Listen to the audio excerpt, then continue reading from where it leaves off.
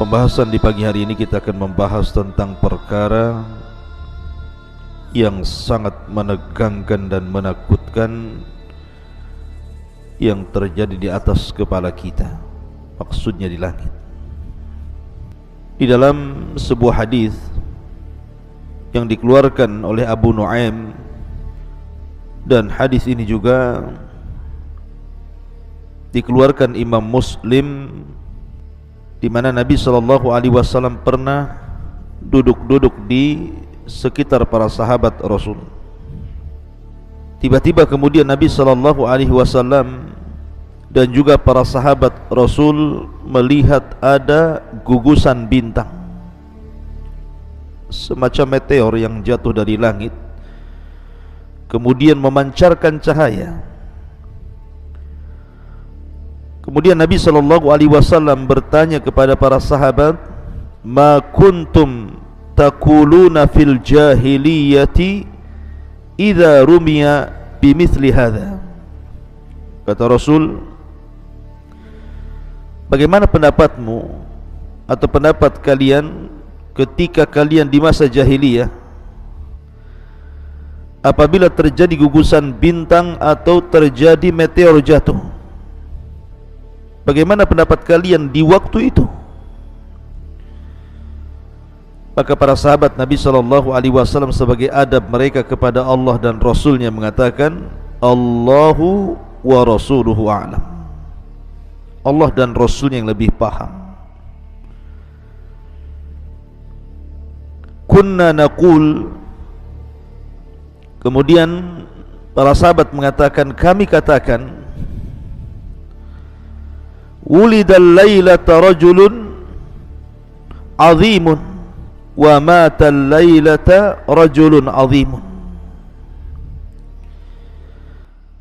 Boleh jadi wahai Rasul, dengan adanya gugusan bintang ataupun adanya meteor jatuh itu karena akan lahir orang yang sangat agung di masa depan, atau boleh jadi telah meninggal orang yang dianggap agung pada saat hari ini. Maka Nabi SAW meluruskan bahwa meteor jatuh atau gugusan bintang yang jatuh itu bukan karena itu. Persis seperti kejadian gerhana matahari di zaman Rasul. Ketika Ibrahim meninggal dunia, itu bertepatan dengan gerhana matahari. Kemudian para sahabat menyangka bahwa gerhana itu terjadi karena kematian seseorang atau karena hidupnya seseorang. Maka Nabi SAW meneruskan pemahaman itu dan mengatakan, sesungguhnya gerhana itu ayatun min ayatillah, satu tanda dari tanda-tanda kuasa Allah, liyukhawwifa ibadah, agar Allah menakut-nakuti hamba-hambanya. Maka sama di sini juga Nabi SAW mengatakan, fa innaha la yurma biha li mauti ahadin wala li hayati. Bukan itu yang kumaksud. Bukanlah ada gugusan bintang atau ada meteor yang jatuh dari langit berarti telah mati seseorang atau hidupnya seseorang. Walakin, akan tetapi kata Nabi SAW, Rabbana idza qadha amran sabbahathu mahamalatul arshi thumma sabbathu ahlus samai alladhina yalunahum thumma sabbathum ahlus samai alladhina yalunahum hatta yablugha tasbiha ahlus samai dunya. Kata Nabi SAW, akan tetapi Rabb kita Allah Subhanahu wa ta'ala apabila memutuskan sebuah perkara, mewahyukan sebuah wahyu, memerintahkan sebuah perintah, maka para malaikat yang memikul arsh itu, malaikat yang sangat besar, yang dijelaskan dalam riwayat di mana pundaknya memikul arsh Allah Subhanahu wa taala, kemudian badannya menembus seluruh lapisan langit dan kakinya sampai ke bumi. Jadi malaikat sebesar ini bertasbih sehingga suara tasbihnya itu terdengar kepada malaikat yang ada di bawahnya. Maka malaikat yang ada di bawahnya ikut bertasbih. Kemudian malaikat yang ada di bawahnya, karena kencangnya bertasbih, terdengar oleh malaikat yang ada di bawahnya lagi. Maka malaikat yang ada di bawahnya lagi ikut bertasbih. Kemudian malaikat yang ada di bawahnya lagi dengan keras bertasbih sampai terdengar malaikat yang ada di bawahnya lagi, sampai ke malaikat yang terdapat di langit yang ketujuh. Dan begitu seterusnya sampai diikuti tasbihnya kepada malaikat yang ada di langit ke-6, ke-5, ke-4, ke-3, ke-2 sampai ke-1, sehingga langit bergema dengan tasbih membersihkan nama Allah Subhanahu wa taala. Summa yaqulun, kemudian mereka pun berkata, alladzina yaluna hamalatal arsy li hamalatil arsy. Kemudian malaikat yang ada di bawah arsy bertanya kepada malaikat yang memikul arsy, madza qala rabbukum, apa yang difirmankan Rabb kalian untuk kami? Fayujibunahum fayastakhbiru ahlus samawati ba'duhum ba'dha hatta yablughal khabaru hadhihi sama'ad dunya. Maka malaikat pemikul arsy pun kemudian menghabarkan titah perintah Allah. Akhirnya kemudian oleh malaikat yang di bawahnya disampaikan kepada malaikat yang di bawahnya, disampaikan lagi kepada malaikat yang di bawahnya, sampailah khabar ini di langit dunia, langit yang kita lihat. Maka malaikat pun membicarakan putusan Allah Subhanahu wa taala itu. Lah disinilah kisah dimulai. Fatakhtiful jinnus sam'ah fayulqunahu ila awliyaihim fama ja'u bihi ala wajhihi fahuwa sahihun walakinnahum yufarrikuna fihi wa yaziduna faturma syayatin bin nujum. Ketika para malaikat berbincang-bincang soal perintah Allah itu, maka jin-jin yang berusaha naik ke langit, mereka punya pos-pos, punya tempat-tempat yang duduk mendengarkan dan mencuri kabar dari malaikat. Karena mereka tidak sabar, terkadang baru dapat satu kalimat, langsung kemudian kalimat itu disampaikan kepada jin yang berikutnya, kemudian disampaikan kepada jin yang berikutnya, sampai kepada jin yang ada di bumi. Maka jin yang ada di bumi ini telah membawa kabar yang benar, akan tetapi telah mencampur adukkan dengan kedustaan, menambah dan mengurang. Akhirnya kalimat itulah yang diperjualbelikan oleh jin kepada paranormal, kepada para dukun, para bomo dan yang semacamnya. Ma'asyiral muslimin yang dimuliakan Allah Subhanahu wa taala, hadis ini kalau boleh saya ringkas ceritanya. Ketika Allah Subhanahu wa taala hendak berfirman kepada para malaikat, kita tahu bahwa malaikat yang berhak, yang ditugaskan menerima wahyu adalah malaikat Jibril. Jadi malaikat Jibril ini, dia satu-satunya malaikat yang memang ditugaskan oleh Allah untuk mendapatkan wahyu pertama kali sebelum malaikat yang lainnya. Dan ketika Allah Subhanahu wa taala hendak berfirman, maka suara firman Allah Subhanahu wa taala itu dijelaskan idza arada Allah an yuhiya bi amrihi takallama bil wahyi fa idza takallama akhadatis samawati minhu rajfah aw ra'dah fa idza sami'a dzalika ahlus samawati su'iku wa kharru lillahi sajida. Jadi apabila Allah Subhanahu wa taala hendak mewahyukan sesuatu, menurunkan wahyu, maka langit itu akan bergoncang. Kenapa demikian? Karena takutnya malaikat yang ada di langit itu kepada Allah Subhanahu wa taala. Maka mereka mengepakkan sayapnya karena takut luar biasa sehingga menggetarkan langit. Maka apabila penduduk langit kemudian mendengar firman Allah Subhanahu wa taala, maka mereka mendengar seperti suara gemerincing besi yang dipukul-pukul di atas batu, dan itu menjadikan mereka pingsan. Kemudian mereka pun tersungkur sujud. Maka yang pertama kali siuman dan mengangkat kepalanya adalah Jibril. Maka Allah Subhanahu wa taala hanya bicara dengan Jibril saja, karena yang lain siut, yang lain pingsan dalam posisi mereka sujud. Maka Jibril yang pertama kali siuman dan mengangkat kepalanya, sehingga Allah Subhanahu wa taala kemudian berbicara dengan Jibril dan mewahyukan apa yang akan berlaku untuk disampaikan kepada tugas-tugas masing para malaikat.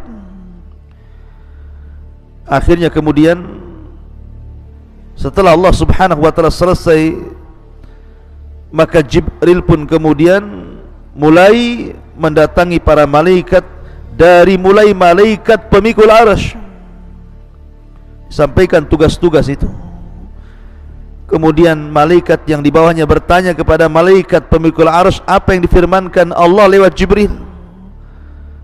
Maka Hamalatul Arsy menjawab dan menjelaskan begini dan begitu. Maka malaikat yang di bawahnya ditanya lagi, kemudian dijelaskan sampai akhirnya kabar ini kepada malaikat-malaikat yang ada di langit pertama. Kemudian mereka pun mulai melaksanakan tugas dari Allah Subhanahu wa taala. Hari ini si fulan harus mati, hari ini si fulan harus hidup, hari ini negeri ini harus hancur, hari ini negeri ini harus subur, hari ini ada tsunami, gempa, dan begitu seterusnya. Karena bagaimanapun Allah Subhanahu wa taala itu fi kulli yaumin huwa fi sya'ni, dia memiliki kesibukan untuk menerapkan qada dan qadarnya kepada alam semesta ini, termasuk juga kepada manusia. Dan itu yang kemudian ditugaskan oleh Allah adalah para malaikat. Lah ketika malaikat yang ada di langit pertama ini sedang berbincang-bincang soal perintah qada dan qadar Allah Subhanahu wa taala, maka jin-jin yang ada di langit yang disebutkan dalam hadis Nabi sallallahu alaihi wasallam, idza qadallahu al-amra bis sama'i dharabatil malaikatu bi ajnihatiha khud'anan liqaulihi ka'annahu silsilatun ala safwan. Apabila Allah Subhanahu wa taala memutuskan sebuah perkara di langit, maka para malaikat akan mengepak-ngepakkan sayapnya karena merendah dirikan mereka kepada Allah Subhanahu wa taala, karena takutnya mereka kepada Allah Subhanahu wa taala, dan seolah-olah suara itu seperti suara gemerincing besi, rantai besi yang dipukul-pukulkan di atas batu. Fa idza fuzya an qulubihim, apabila telah dicabut perasaan takut mereka, mereka mengatakan madza qala rabbukum, apa yang difirmankan Rabb kalian? Qalul haq, maka para malaikat yang ada di langit kemudian mengatakan Allah Subhanahu wa taala telah berfirman dengan kepastian, dengan kebenaran. Lah ketika kemudian para malaikat yang di langit pertama berbincang-bincang inilah kemudian dijelaskan fayasmauha mustarikus sam'i, maka para pencuri berita dari kalangan jin mulai mendengar. Wa mustarikus sam'i hakadha ba'duhu fawqa ba'din wa wasafa Sufyanu biyadi. Dan Sufyan Ats-Tsauri mensifati orang yang mencuri kabar itu, maksudnya dari kalangan jin, seperti ini dan seperti ini, kemudian seperti ini, seperti ini, seperti ini, sampai ke langit. Seperti kalau kita lihat orang panjat pinang, lomba panjat pinang, seperti itulah. Terkadang bisa ribuan jin mulai dari bawah sampai ke pos-pos mereka, tempat mustariqus sam'i itu, tempat pencurian berita dan kabar yang diperbincangkan para malaikat yang merupakan titah perintah Allah Subhanahu wa taala.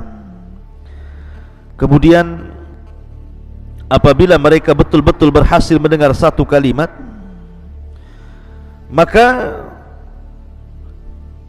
fayulqiha ila man tahtahu thumma yulqiha ila al-akhar ila man tahtahu hatta yulqiha ala lisani sahir awil kahin. Maka apabila berhasil mendapatkan satu kalimat, maka kalimat ini akan disampaikan kepada jin yang di bawahnya, dari jin yang di bawahnya kepada jin yang di bawahnya lagi, kepada jin yang di bawahnya lagi, sampai kepada jin yang paling bawah yang ada di permukaan bumi. Barulah kemudian jin yang ada di permukaan bumi ini, mereka berbisnis dengan kalangan kahin dan sahir, tukang sihir dan juga tukang dukun. Kemudian disitulah terjadi deal-dealan antara paranormal, para dukun, para bomo dengan bangsa jin. Terjadi kerjasama dan bisnis di antara mereka. Kemudian warubbama alqaha qabla an yudrikahu, tetapi terkadang jin-jin itu juga tidak berhasil sampai ke langit, karena akhirnya mereka pun dilempar oleh meteor-meteor itu, oleh gugusan-gugusan bintang itu, hingga terbakar dan mati. Makanya Allah Subhanahu wa taala berfirman menghikayatkan ucapan para jin, wa anna lamasna as-samaa'a fawajadnaha muliat harashan syadida wa syuhuba. Ketika kami berusaha menyentuh langit, maka kami dapati langit itu penuh dengan penjagaan para malaikat dan meteor-meteor yang menghantam, menyerang mereka dan membakar mereka sehingga membunuh mereka. Makanya dalam ayat yang lain, wa inna kunna naq'udu minha maqa'ida lis-sam'i faman yastami'il ana yajid lahu shihaban rasada. Dan terkadang kami duduk di tempat-tempat pencurian kabar berita yang ada di langit, maka barang siapa yang berusaha untuk mendengar, mencuri-curi kabar dari langit, terkadang datang meteor dan menghantam mereka, mengintip mereka, hendak membakar mereka. Ya, karena salah satu fungsi bintang itu disebutkan para ulama dalam kitab Tauhid adalah untuk melempar syaitan, rusuban li syayat, syuhuban li syayatin, untuk membakar setan-setan. Kemudian sahabat Nabi SAW bertanya, bukankah Rasul ketika Nabi SAW mengatakan fayakdzibu ma'aha mi'ata kadzba, tetapi walaupun mereka mencuri dengar, bukan berarti mereka benar dalam menghabarkan. Terkadang satu cerita yang benar dicampur adukan 99 cerita yang tidak benar. Maka sahabat mengatakan, Rasul, bukankah terkadang ada dukun dan paranormal itu meramalkan sesuatu, rupanya betul-betul kejadian? Maka Nabi SAW mengatakan, ya, karena yang itu, yang terjadi itu, itulah kabar yang benar, tetapi di situ ada 99% kedustaan. Jadi jangan dibenarkan. Dukun dan paranormal itu para pendusta. Ma'asyiral muslimin yang dimuliakan Allah Subhanahu wa taala, bagaimanapun Allah yang mengatakan qul la ya'lamu man fis samawati wal ardi al-ghaiba illallah, katakan ya Muhammad, tidak ada yang tahu, orang yang ada di langit atau orang yang ada di bumi, tentang kegaiban ini kecuali Allah Subhanahu wa taala. Alimul ghaibi fala yudhiru ala ghaibihi ahada. Dialah zat yang maha mengetahui yang gaib, tidak ada yang tahu tentang gaib kecuali Allah Subhanahu wa taala. Itulah peristiwa yang menakutkan dan menegangkan yang ada di langit sana. Mudah-mudahan ada manfaatnya. Subhanakallahumma bihamdika asyhadu an la ilaha illa anta astaghfiruka wa atubu ilaik. Allahu ta'ala. Assalamualaikum warahmatullahi wabarakatuh.